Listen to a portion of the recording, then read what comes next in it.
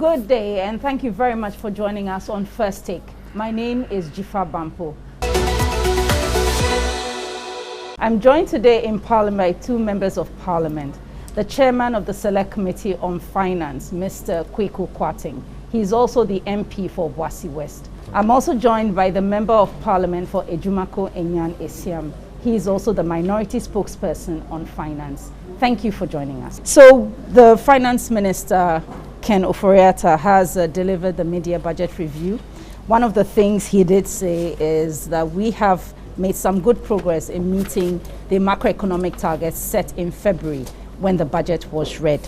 And some of the highlights are to tackle youth unemployment by creating some 1 million jobs over 2 years and setting up the youth banks, essentially meeting our fiscal targets and ensuring that we are monitoring our spending, and also measures to stabilize the economy from the ravage impact of COVID.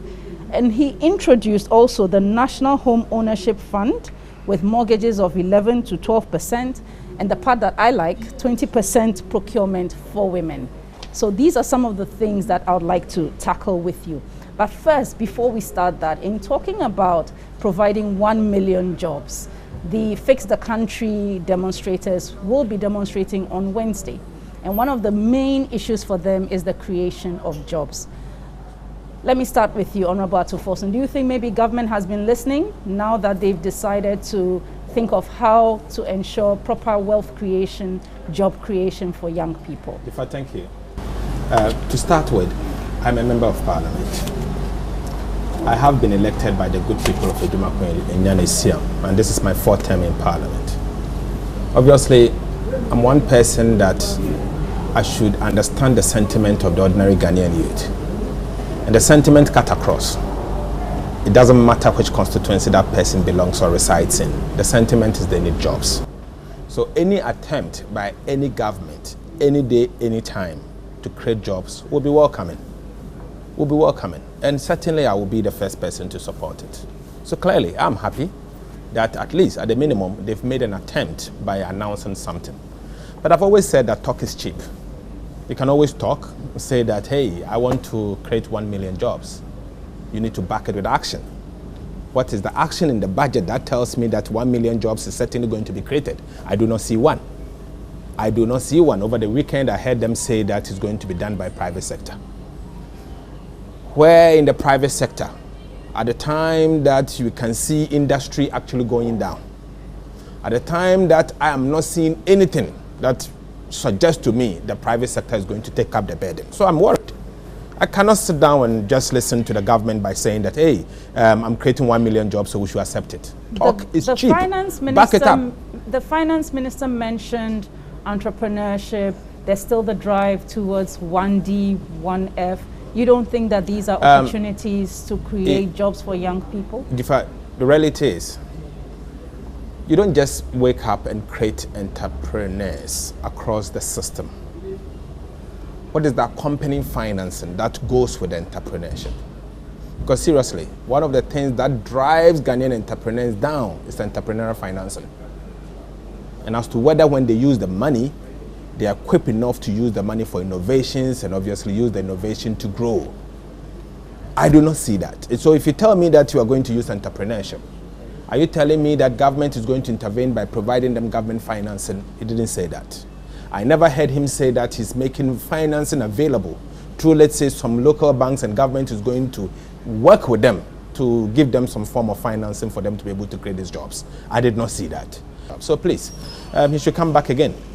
So let me come to you, Honorable Kwarteng. So Honorable Forson has indicated that he's not seen much of the detail that will make the 1 million jobs for young people happen. But first, do you think that this is in listening to the cries of young people through the Fix the Country movement?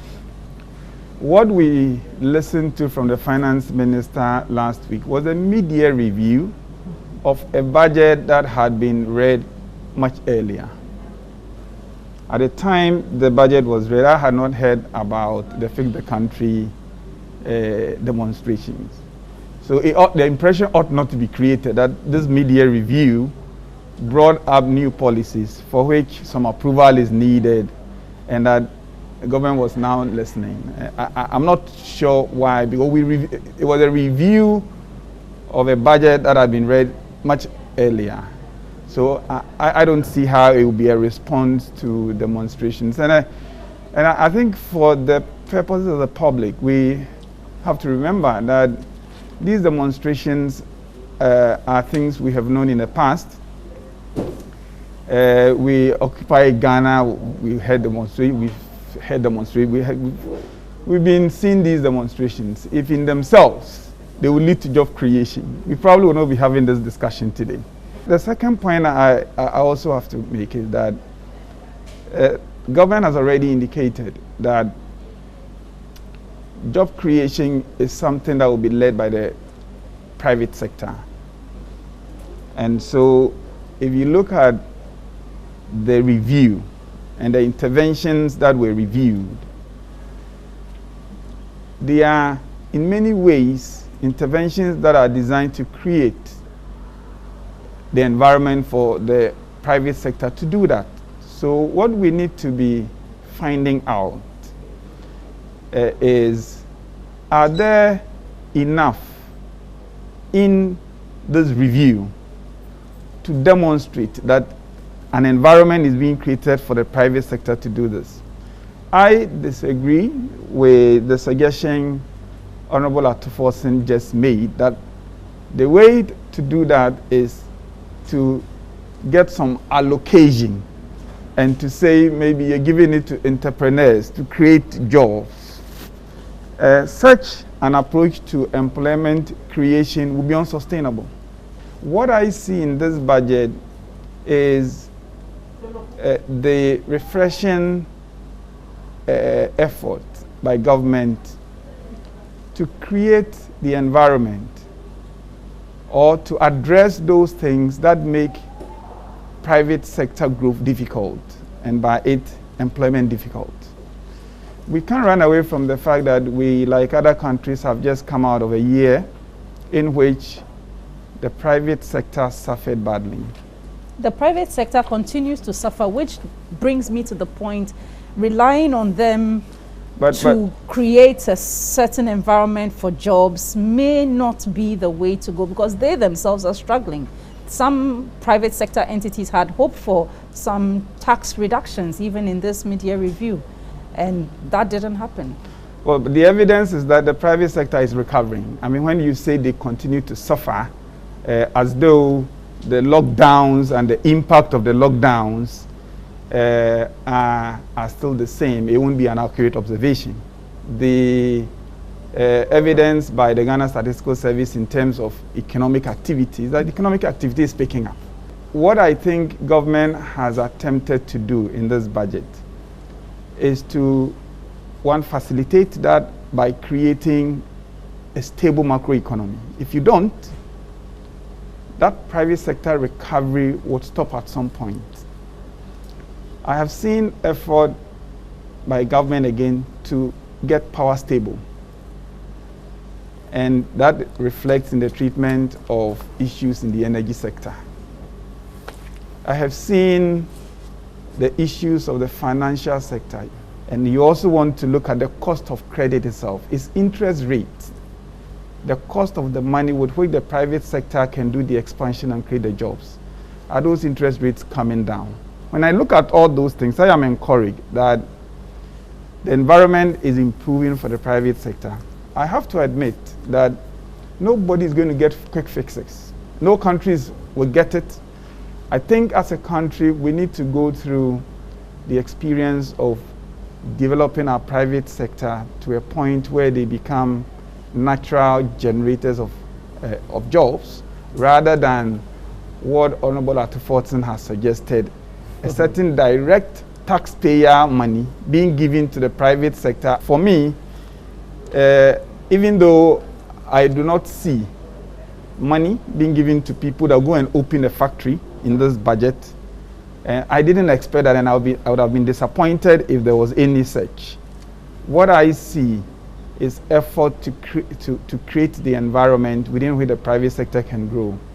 Let me come to you, Honorable Forson, and in relation to any issue that he raised you want to respond to. I believe that there's still this concern about GIPC collaborating with the private sector to raise the 70 billion for CARES or Batampa, because there's also a sense that GIPC tends to focus more on the external or investor that is coming and not necessarily on the local investor. And that is why there's that concern that we may not get that amount from the private sector. To start with, let me advert my colleagues' mind that I never said that government should just give freebies. I used the word if. First of all, I was expecting an elaborate policy to address the million jobs. Or a plan. A plan that I was shows expecting that. Which areas so that and at any point in time, we will be able to see that what they are talking about is realistic or not realistic. And even if you want to make an input, you can make an input. But you can't announce a vague policy. I call it vague because you just come in the media stage and say, I'm going to do 1 million jobs in 3 years. Where is these jobs coming from? You tell me private sector. Which part of private sector? And then you start scratching your head. I mean, should we not give some time? I don't take it this way. So I'm saying, should we not give some time to the finance minister to provide that plan? I represent the people of Ejuma Kwarteng this year. Parliament is going to go on recess, God willing, by next week. I'll have to be in the constituency. My people may have heard that government intend to create 1 million jobs. They will certainly ask me questions about it. I should be in a position to educate them what the government intends to do. But at this stage, the government has left me in a balance. I cannot speak for, neither can I speak against, because the statement made for me is vague. It doesn't address the issues as we are discussing. And I tell you why. You mentioned the issue of entrepreneur, and I'm saying that, look, how are they going to get the money? JIPC talking to them alone doesn't make them rich. There's MBSSI as well. Then the MBSSI is government. Where does MBSSI get their money? It gets it from government. There's also the and that's what I'm saying. The youth entrepreneurship. Yes, they're all getting their money from government. And that is why I made that point, that since this MBSSI and YES are getting their money from government, I was expecting that in the statement before us, the media review budget statement, but as we speak, MBSSI is not going to get a penny. As we speak, YES is not going to get a penny. You see, so they're not getting anything from this budget for them to be able to use to possibly encourage the entrepreneur to do more or to invest in the activities that they do to create the jobs. I've always said as the private sector that we need to equip going forward to employ. But you see, in as much as the problem exists, today, the youth unemployment situation has become a national security matter. National security matter. If care is not taken, government doesn't take a bold decision to address it. If we are not careful, it will not end as well. I support that going forward, we should do everything that we have to do.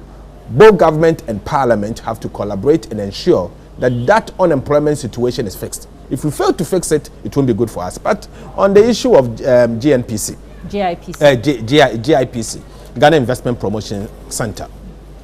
Yes, over the years, GIPC focused on bringing investors in, and by their law, they will have to grant them some juicy tax exemptions and have to go through and eventually end up here before they come in. I've always said that the local Ghanaian company that is also investing $50 million plus also deserves some form of incentives. I'm not too sure whether GMPC's law allows them to look inside and also give the same concessions to the ones they are giving to a foreign company. I'm not too sure. I think we have to visit the matter again. And I mean, I'm happy that you've raised this issue. So going forward, I'll look at the law again and then peruse myself with it. But creating employment, government must drive it. Government must certainly come out with policies that will attract the private sector to invest in the economy. First of all, that will create employment.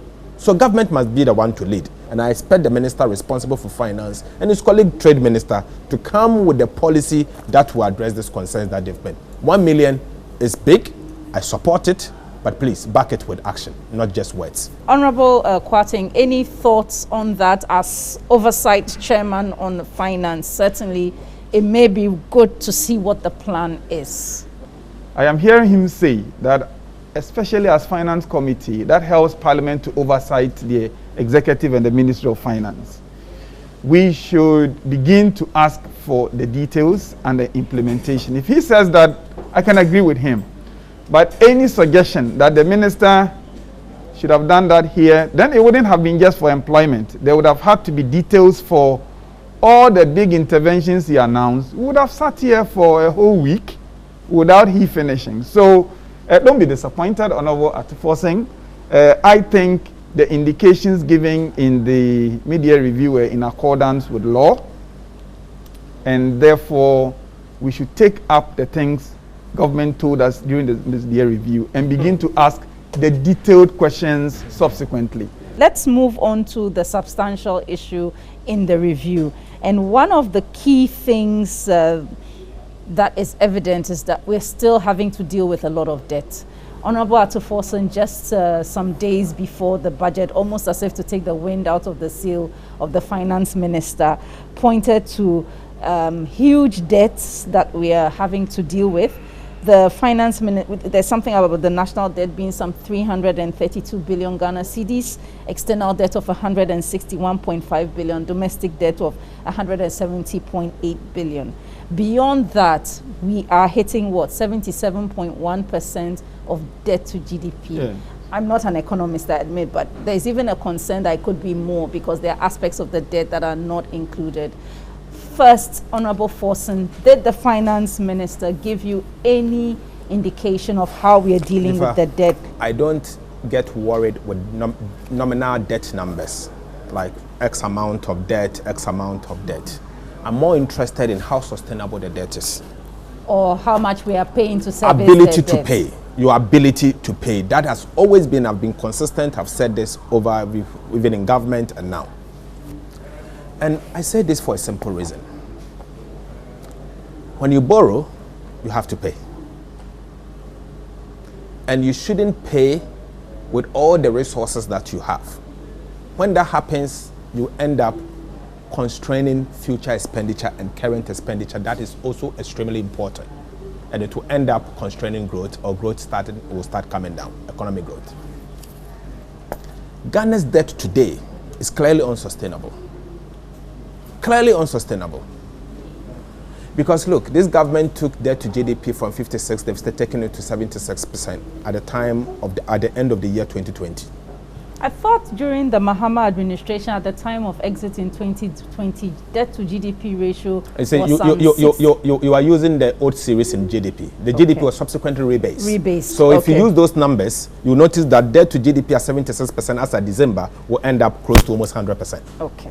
Okay, so we have reversed it because they've added 20%. So if it was 70, then it would have ended up at 96%. That is what it is. But so as soon as you reverse it. The reason why I'm raising this is because the Mahama administration is said to have also generated huge amounts of debt, even in comparison. Yeah, that is where I'm going. That is where I'm going. Administration. President. So if the incoming administration over a 4-year period has to deal with your debt. So you want me to compare what John Mahama accumulated and what he accumulated? Let me do that first. President Mahama took the public debt from in cedi terms. Let me do the cedi terms so that you know the cedi terms, the number, the public debt he took. He took it from 35 billion and increased it to 120 billion. So it means that over a 4-year period, he added 84 billion. As a percentage to GDP, he added 9.8% as debt as a percentage to GDP, to what he inherited. President Akufo-Addo took the public debt from 120 billion, and by the time he's finishing his first term in office, the public debt has become 291.6 billion. So his accumulation is 171 billion. So he has added 171.2 billion. This excludes the energy bond and the energy bond, which is 8.2 billion, and that of the what we call the Sino Hydro loan of almost 30 million Ghana cedis. So if we add the two, ideally this public debt he's added 180 billion over 4 years. And as I've said, I don't even go into these numbers and conclude there. That for me, I don't do that. I don't do this because I want to look at your ability to repay the debt. As any economy, what is most important is your ability to repay. And let me say that you don't repay your debt with your GDP, do you? You don't. Because the GDP is not what entirely you use to repay your debt. What you use to repay your debt is your revenue. I will point to something to you with this mid-year budget. I won't even go to the historical one, the mid-year budget. Where we are, if you look at page 93, appendix 3A, this government provide us with all the budget numbers. But what strikes me most and got me so worried was the fact that as a country, in page 10 and 21, the first 6 months of the year, the revenues we collected and the expenditures that we made were not even enough for us to repay our interest. To the extent that the primary balance, which simple put together, it means government of Ghana, if you look at appendix 2A, in the first 6 months of the year, we borrowed 7.2 billion Ghana cedis only to repay our interest. So even interest, we have to borrow to repay our interest. So what this simple means is that even your revenue base is not enough to repay our debt. The IMF has projected that by the end of the year 2022, Ghana's public debt will hit in excess of 85%. In fact, in this budget, it tells us, look at the budget numbers here. The GDP as at projected for the year 2021 December will be 439 billion. The public debt by the end of this year, will hit 360 million according to the financing document in this budget statement. If you express it as a percentage to GDP, we'll be hitting 83% at the time that your revenue is going down. Clearly, the path of sustainability, the trajectory, is worrying. And that is why I've always alerted government that they should be aware of the risk that we face. A risk of possible default. A risk that all of us don't want to get there. Because when your debt to GDP increases, at the time that your revenue is actually falling, if care is not taken, you will not be able to raise enough revenue to even service your debt, let alone to pay for amortization or debt repayment as and when they fall due. That is my concern of raising this. I would have thought that this mid-year review document would come strong enough to address the risk and the vulnerabilities that we face as long as our debt is concerned. I think it's a missed opportunity. He tried to say that I'm not asking for more. Clearly, if he has asked for more, I would be the first person to oppose it and oppose it again. But him not asking for more isn't enough. First of all, him not asking for more doesn't necessarily mean that he's not going to actually take more. He can take more because last year he took more. Last year he did not ask for more. What he had, he ended up taking 8.8 billion Ghana cedis in excess of what has been approved for him. So he can take more. But in spite of that, I was thinking that he would cut down expenditure. But he ended up cutting down expenditure from wrong places and increasing it at wrong places. So that is my concern. There are places that I believe that the expenditure there is frivolous. And I was saying, an example is goods and services budget. Goods and services budget. And let me refer you to the budget statement. I'll refer you to the media review document. So under the media review, you will notice that this government, in attempt to create impression that the use of goods and services is the amount of money they use in running government offices. So papers, conferences, small shops, all of that. They are all part of goods and services, and Kweku knows that. And let me say, in the budget statement, the original budget statement, that amount was 5.9 billion. This 5.9 billion, he's saying that going into by the end of the year, he's added another 2.5 billion to it. And so overall, the goods and services budget is going to be 8.5 billion. I would have thought that around this time, our major focus, if you are cutting expenditure, you should reduce government expenditure rather. And then rather, if there's anywhere you have to increase expenditure, it's COVID related. COVID related, particularly with vaccines. Unfortunately, he came to us saying that he's reducing the vaccine amount by 697 million, approximately 700 million Ghana cedis. And I can point to page 96. Page 96, appendix 3C. It's here. 697, approximately 700 million. Kweku and I we've been talking about Agenda 111, the construction of the district hospitals and all of that. Yes, it's a major thing. The president promised that he was going to do it. And in fact, I heard in my ears that the president earlier on has said that by the end of the year 2020, he was going to finish the construction of the district hospitals, isn't it? All of a sudden, in the budget statement, they had earlier on programmed an amount of 1.476 billion Ghana cedis for the purposes of the construction of the district hospital. Now he's come to review it downward to 779 million. Simply put, he has cut it also by 700 million Ghana cedis. So what is he trying to tell us? I do not see the minister responsible for finance and the government. I won't put the blame on the minister of finance. I'll put the blame on the government. Because the minister is only reading it on behalf of the government. And I was suspecting that they will be aware of the risk and the vulnerabilities that we face first, as long as our debt accumulation is concerned, and address it heads on by announcing policies that will cut down frivolous expenditures and to address the issues concerned. At the same time, bearing in mind that we need vaccines and make provisions for vaccines. Okay. Only for me to see the vaccines coming down. That is my concern. And I think it's something that we need to confront head on. Okay. And my brother here, Kweku, will address it. Honorable Kweku Kwarteng. He should address it. So Honorable Kweku Kwarteng, Honorable Ato Forson has mentioned three things. So I'll just, first he talks about the debt that we're borrowing. Then he moves on to goods and services. Yes, first he talks about the debt and that the current administration has incurred an additional 180 billion. So in answering him, the question I ask is, what do we have to show for the debt? If you look at the projects that constitute this debt that are approved by Parliament, they are in the public domain. They are in the public domain. So I do not even have the full list here, but I think it's a discussion that the media they want to have. You pick our hands at, look at the loans that we have approved, what are they for, and you won't even need me to provide any figures. The figures are in the public domain. But historically, public debt has been a headache for us as a country. In the year 2000, between 2000 and 2004, our public debt grew by 83%, from 4.1 billion in the year 2000 to 7.52 billion in the year 2004. 83%.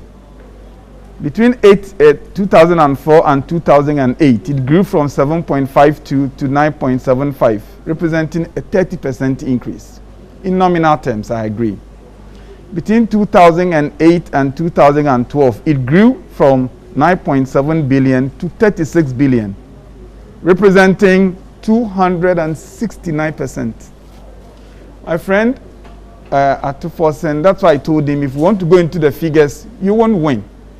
2012 to 2016, 2012 under President Mama, it moved from 36 billion to 122 billion, representing 239% again. And then between 2016, close of 2016 and the close of 2020, it moved to 291 or 292 billion, representing 139%. Between 2020, end of 2020 to now, I just did the calculation, it's less than 15% increase. That's why I say it is not helpful when we pretend that the debt growth we are seeing right now has to do with a certain behavior. If we have time, we will go into why, and it's explained in even budgets other than what this government has produced. That's the first point. The second point is that in the case of the 2021 debt figure announced, we need to understand that in 2020, government had planned traditional expenditures. You're going to pay your workers, you're going to do this. Then you had COVID. So you had to close your borders. No customs revenue coming. In the end, you needed to have a lockdown in many places in Accra. Local domestic revenue was not going to come.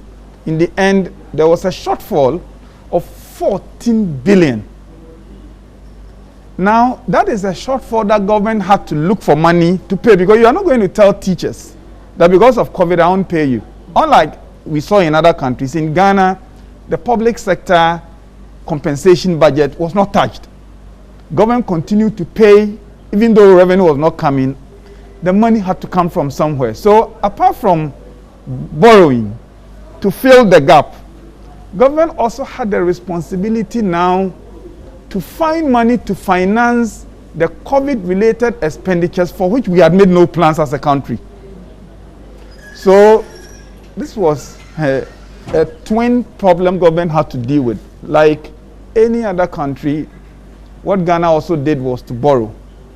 And so we saw the borrowing going up. But even that, historically, you would see that even when you have factored that in, the debt accumulation is still much better than we have done in the past. Okay. But I just want to ask, because when you also look at the data in terms of the figures, yes, it was in the Kufuor's era that had the least in terms of debt, because there was debt relief.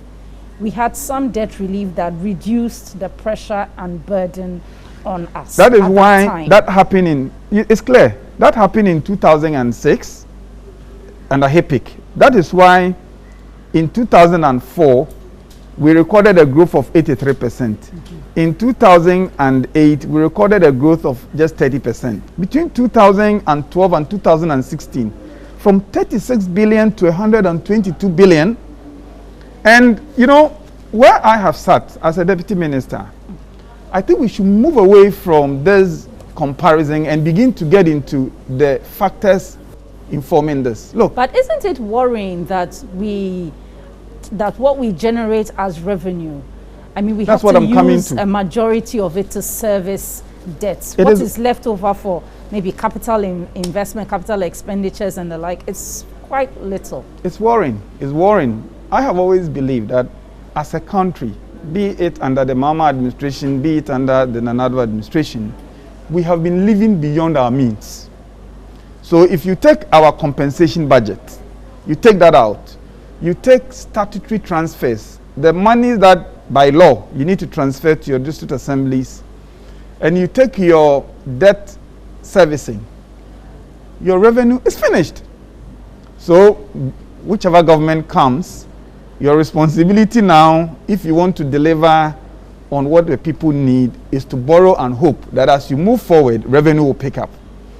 Those are the fundamental issues, I think, especially between myself and the Honorable Ato Forson, we need to be discussing as to how we deal with this structural problem associated with our economy. How can we reduce expenditures, government expenditures? The 2020 audit report points to major ministries, most of them overrunning their budgets. Well, at least in this media review, when government realized that the revenues were not coming, correspondingly, government cut back on expenditure. So you would see that there was a shortfall of 4 billion in revenue, and correspondingly, there was also an underperformance of expenditure by around 4 billion, which for me is healthy. It is good when government keeps its eye on its revenues and takes corresponding actions to rein in expenditure in order that you don't run the deficit which ends up as debt. That for me was a very healthy observation in this media review. So Honorable Ato Forson, at your talk last week, you mentioned that Ghana should seek debt relief in order to reduce the burden. I know that in a sense it was spun later to suggest that you wanted the country to go to the IMF. I know that's not what you said. Can you tell us what options there are for debt relief? Because certainly going to the IMF is not an option. Okay. Going to the IMF is not an option according to what the government has said. But let me say that the debt relief program itself is an IMF program. The debt relief program is an IMF program. But isn't it the status of our country that also poses a challenge? We are lower middle income. You remember when we went for HIPIC program? HIPIC was an IMF program. Yes, but we're not lower middle income. Oh, that is just a nomenclature. It is the state of your economy and what you seek that will push you to whether you want to seek for a debt relief or not. But let me say, haven't you heard the president recently when he traveled? I mean, you remember the famous jet that he flew to Spain? You mean the president's travel to France famous travel. and Belgium and South Africa? Exactly, where he chartered a flight that became You just want to mention the No, but it's important. The purpose of the visit was for him to go out there and to seek for debt relief. Our minister responsible for finance had consistently talked about this debt relief. After the president's visit, the G7 working with the World Bank and IMF had come out with a debt relief program called Common Framework for Debt Relief beyond the DSSI. The DSSI is Debt Service Suspension Initiative. And it is a program by the IMF. So it is in line with what the president has asked for. Because he went, together with some other African countries, they went out there to seek for debt relief. This debt relief actually comes in the form of a package. It addresses the risk and the vulnerabilities that you face and give you a program to address it. So it is an IMF program. Which is what I know the current government does. In fact, I remember Honorable Kwarteng, but the president has been asking for it. Telling us, I'm not sure about the president asking for debt relief from the IMF, because I remember years ago in, I think, 2019, 2018, when Kweku Kwarteng indicated that a lot of effort is being made to get out of the IMF program. But let me say something to you. It is about time government become humble and accept the difficulties, particularly with the risk and the vulnerabilities that we face, and accept them. They are creating impression that the economy is in good shape. But I can assure you that it is not in a good shape. Okay, I think that point has been made. I think the question more is about where I'm going. The IMF. What is the other option for debt relief apart from the IMF? You see, there's no any other option. If you really want to go for a debt relief, it will certainly come with a program, either supervised by the World Bank or the IMF. And the intention is for you to reduce your debt. At the same time, government is giving you, multilateral institutions and parish club are giving you some debt relief, even including some bilaterals, giving you debt relief. For instance, if you look at Ghana's debt stock today, there's a chunk of debt owned by bilaterals, owned to bilaterals, multilaterals, and to some parish club. So if you are to sit with investors and the people that have invested in your economy till date, and you want them to give you a relief so that you won't repay those debts, they want something in return. They want to make sure that you are going to put that amount that you are supposed to pay in productive areas of the economy, just like what the HIPIC did.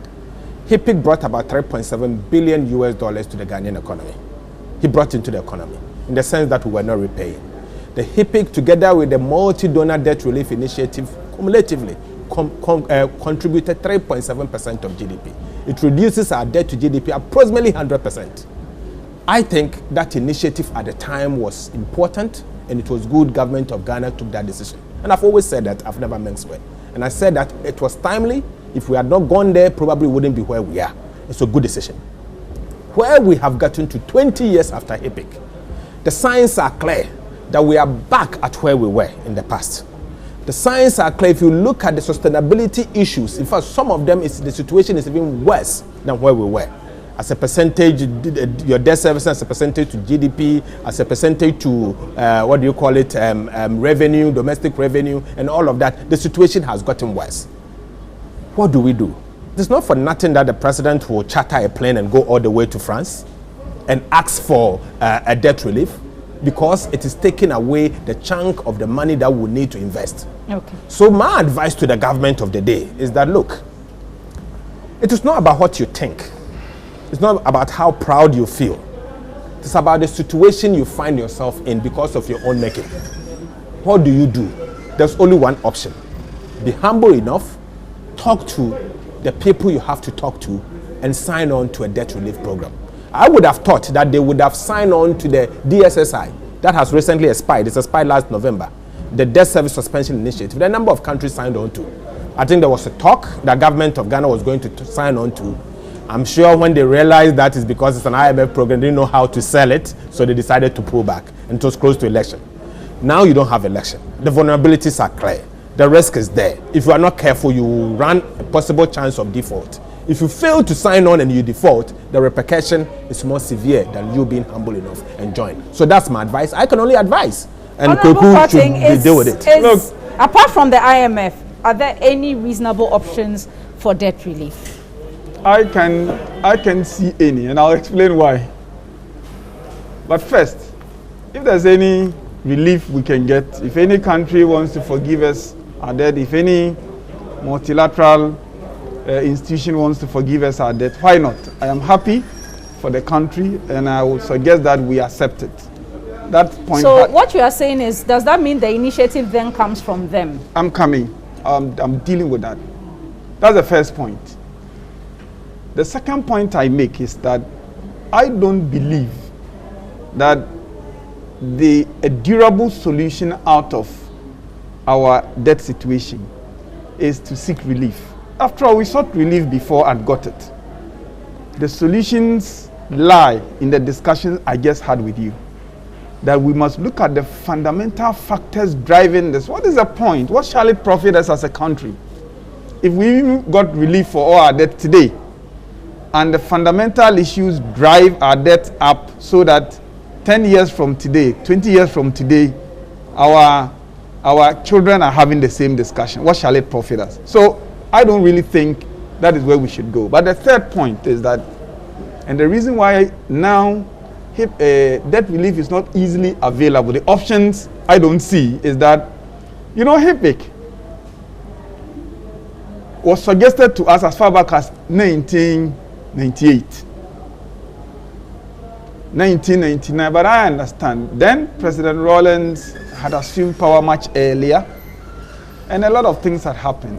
People had been killed, and for the Rawlings administration then to have now come to tell Ghanaians that after all the house cleaning exercise, after everything, we are now so poor. After almost 20 years, I'm going for an initiative that will take us out of debt. It would have been a political problem for him. So, human as we all are, he pretended that we didn't need it. So, the institutions were urging that on us. That you people, when we see the way you're going, you won't get far unless you come for relief. Come. And we were those saying that, look, we are a proud country, we won't do it. So, it didn't happen. It didn't happen 2020 until change of power in 2021. Then the political time came for the new government that had been criticizing the previous government anyway to say, oh look, Ghana, where we are, we need your debt relief. So we went freely to access it. It was there for us. Now, you see, the COVID issue I discussed, look across the globe and see the debt burden it has brought to people, including the developed countries themselves. They are not going to show you any debt relief initiative and be urging on you as happened earlier. And it is also partly because Ghana's situation we have, at least looking at across the globe, is not as bad as it was in 1999. That got these multilaterals urging that on us. Today, if any multilateral institution said that, look, across the globe, debts are being managed, but Ghana, your situation is so bad that come for debt relief, we'll go and grab it. But they won't say that because, look, let's not say that anywhere. The conditions that existed and that got the international community urging it on Ghana, that if you want to even continue getting aid from us, then come for this initiative. Because your debts are clearly unsustainable. If we want to study the figures closely, we are nowhere near there. And now, our finance minister, if you remember, in the latter part of 2020, started discussing debt relief, not just for Ghana, but for a number of lower middle income countries. The international community is telling you that we don't think you are that bad. That is why Honorable Ato will have difficulty in selling the debt relief. Yes. So you as a country. So why did the president go to France? But that does not stop us from trying. Okay. But it does not stop us from trying to try and get. I'll conclude now, so then you can come in. Yeah. To try and get whatever relief we can get. That is smart enough.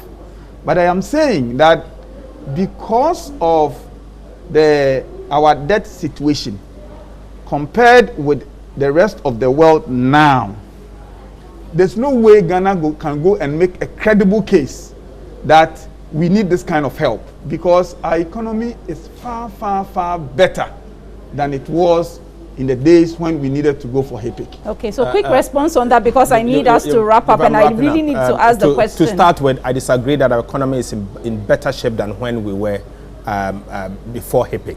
In fact, the debt sustainability indices has deteriorated, and you don't have time, would have taken you through it. Let me say, Kweku in his submission said two things. One, he tried to blame the situation on COVID. I've debunked that and I said you can never blame COVID. COVID may have contributed something, but the situation was there since 2019. Got worse by the year 2020 because of your own doing. And you are not the only one that saw COVID. In the sub-region, Nigeria, everyone else saw COVID. All of them did fiscal deficit in actually below 6%. You did 15.6%.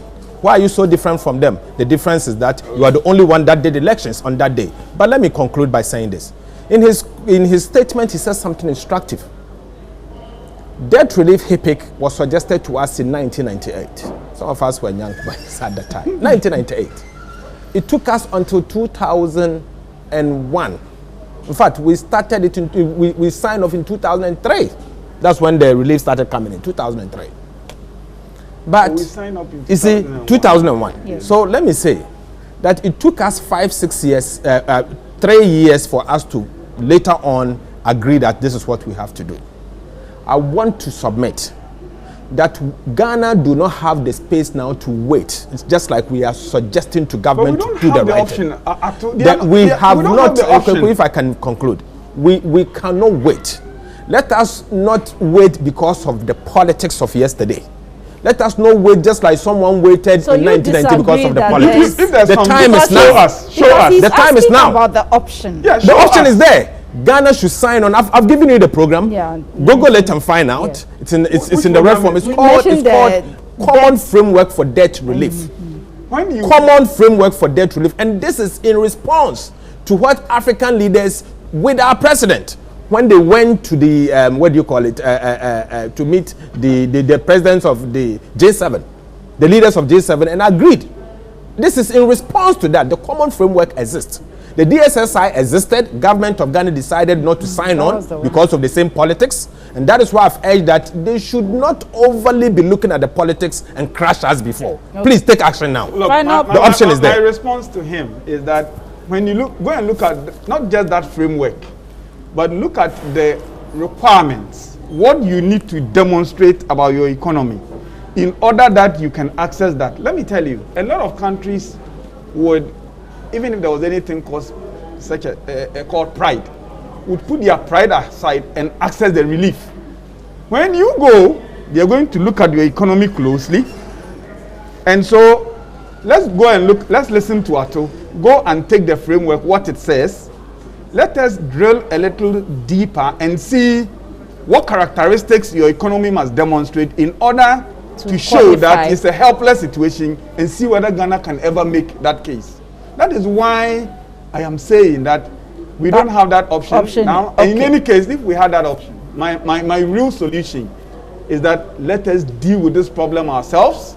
Let us do the reforms that will stop debt growth, so that we too someday will be forgiving other countries their debt. That is the proud Ghana that we want to belong to. The common framework for debt treatment beyond the DSSI is an agreement of the G20, and this is G20 meeting that our president attended, and then the Parish Club to coordinate and cooperate on debt treatment for up to 73 countries that are eligible for the debt service suspension initiative. Look at the 73 countries that Ghana is there. So I urge them to take advantage. Okay. Thank you. So I have to wrap us up on that discussion, because one thing I must ask before we wrap up is about the COVID expenditures. Last week you mentioned that the document from the Finance Ministry indicated that we had made some payment for COVID vaccines, when the the health minister has said no payment had been made. Honorable Kweku Kwarteng, have you seen the document which refers to that? I look at the review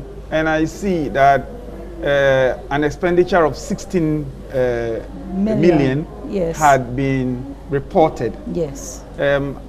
Where I sit, I'm not in a position to know what it is, but I think this is information we can easily get from the Ministry of Health, for instance, whether that money had indeed been transferred from the Ministry of Finance for the purpose.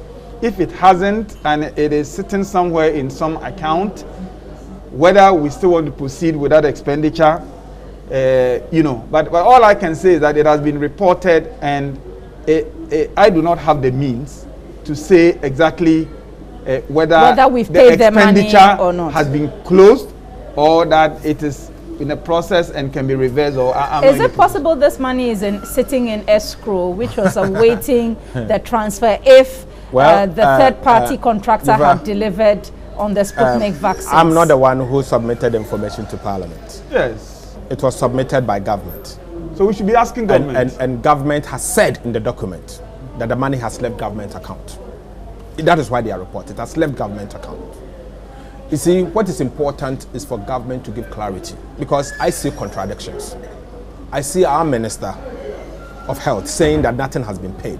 And I've maybe seen not to that third-party contractor. So why is the minister? You see, I will find it difficult. I'll find it very difficult to accept the Minister of Health's statement. When it comes to money, the right authority is the Minister for Finance. And the most important authority is the document that is submitted to Parliament. And that is the budget statement and the media review. It is reported in the last page of the media review, page 101, that 60 million has been made to or for that purpose.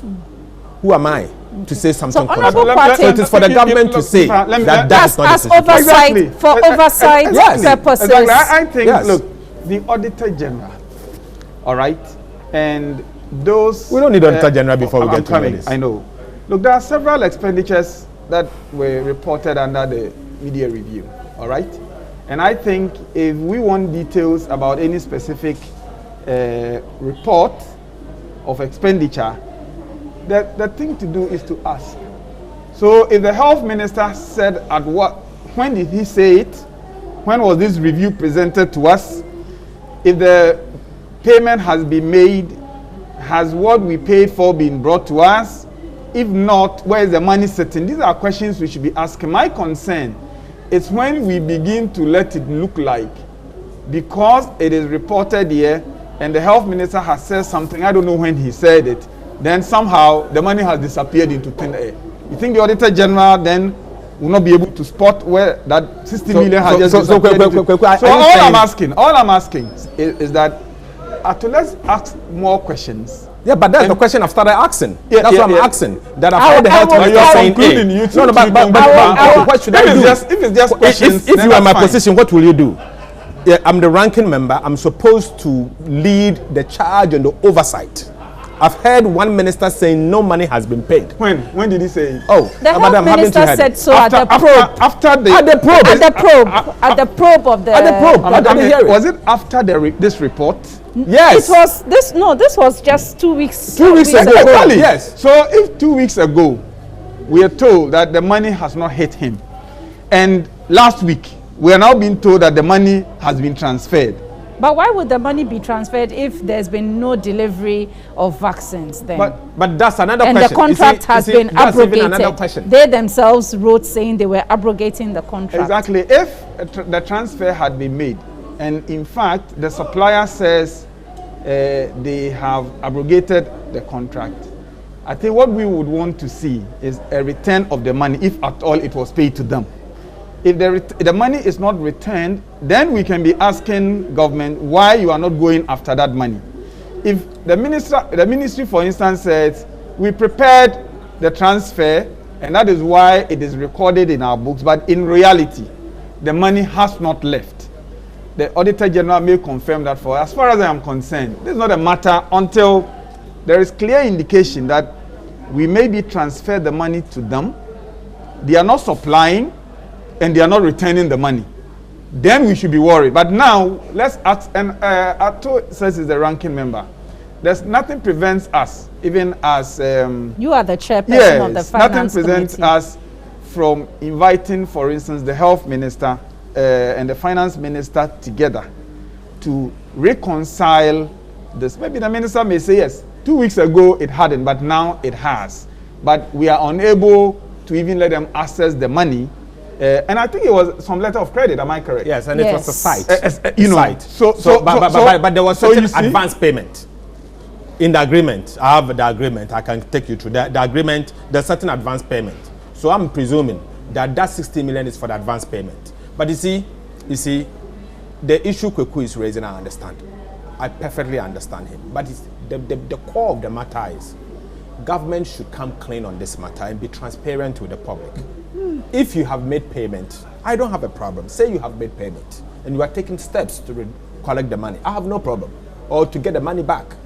But for one minister to say other and another one saying another, then I find it difficult to reconcile. And my job is for me to lead the charge against oversight oversight. This is so I don't want the contradiction. I say this is unfair because if today, after the minister has reported to Parliament that 16 million has been transferred, the minister now comes to tell us that no, it hasn't been transferred because we didn't have to do the transaction anyway.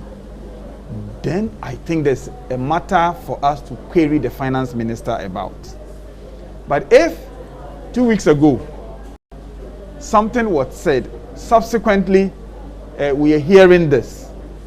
Yes, it's been reported that it's been transferred. Look, Honorable Forson has worked in the Ministry of Finance. Sometimes these are even errors.